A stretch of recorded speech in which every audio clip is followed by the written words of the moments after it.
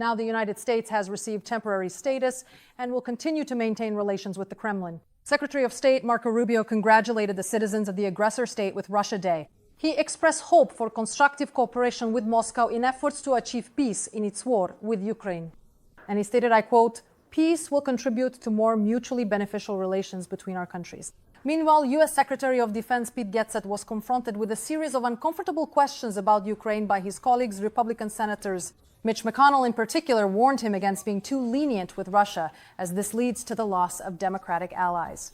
And Lindsey Graham stated that Putin will not stop in Ukraine. I would like to remind you that the Trump administration did not allocate a single dollar of military aid to Ukraine, but weapons are still arriving as part of the packages provided by Joe Biden. This week, the European Commission presented a new, already the 18th package of sanctions against Russia.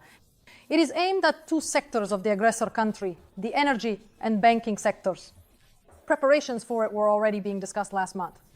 The main and long-awaited step that Brussels is proposing is to lower the price cap on Russian oil from the current $60 per barrel to $45. However, as Radio Liberty notes, this restriction must also receive approval from the United States. Western leaders hope to reach an agreement on this next week during the G7 summit in Canada. Meanwhile, as both the EU and the US negotiate whether to restrict Russian oil shipments, the global price of crude has surged sharply upward.